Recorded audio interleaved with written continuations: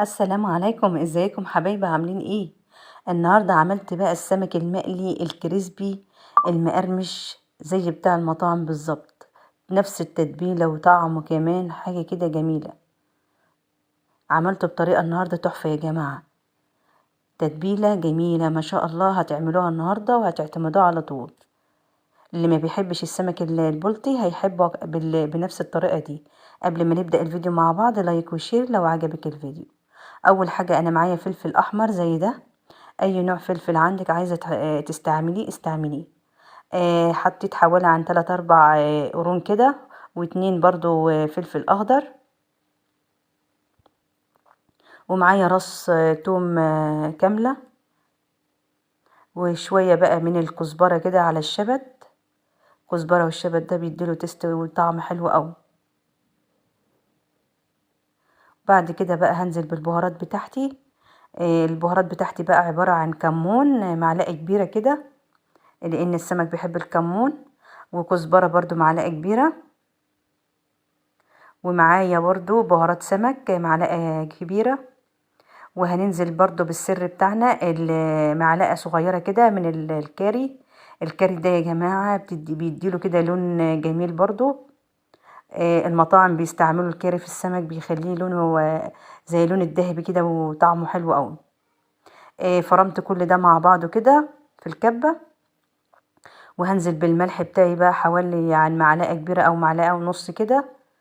ومعايا عصير ليمون حوالي عن ربع كوباية من عصير الليمون برضو نزلت بيها.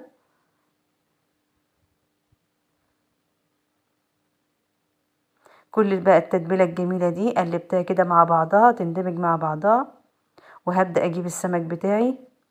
السمك بتاعي عبارة عن سمك بلطي يا جماعة، غسلته حلو ونضفته كذا مرة وخليته زي الفل كده. وبدأت اعمل له كده فتحات من عليه كده، يعني فتحات كده عشان خاطر ايه، نتبله كده ويشرب التتبيلة كده ويبقى حلو. بدأت أتبل من أول كده من البطن كده. أحط التتبيلة فيه، وهبدأ بقى أحاول إن أنا أحط في الفتحات دي التتبيلة برضو. بتبلها كلها كده بالشكل اللي انتوا شايفينه ده. تشرب التتبيلة بقى الجميلة دي. بنسيب التتبيلة دي بقى حوالي عن ساعة، مش أكتر من ساعة. يعني احنا ما بنحبش يعني نتبله كتير يعني ونجيب في التتبيل، لأن التتبيلة قوية أصلا وهتخليه حلو.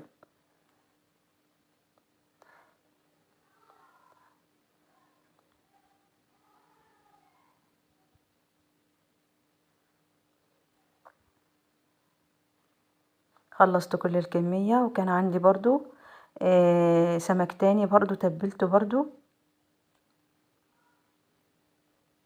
بالشكل ده.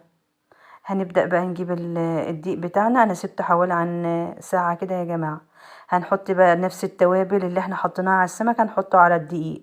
جبت الدقيق معايا حوالي عن كوبايتين، نزلت برضو بالكمون والكزبرة والبهارات السمك وبرضو معلقة صغيرة من الكاري. وملح برضو معلقة صغيرة، كل ده معلقة صغيرة يا جماعة. قلبته كده في الدقيق. الكفر ده بقى بنخليه يعني بنتبله كمان عشان يديني برضو طعم كده في السمك. هنبدأ بقى نشيل التتبيلة كده من على السمكة من فوق. وهنبدأ بقى نغلفها كده بالدقيق من كل الاتجاهات. ونبدأ بقى نجيب نحطها في مية ساقعة. دي مية يا جماعة متلجة. وبدأت احطه تاني في الدقيق تاني.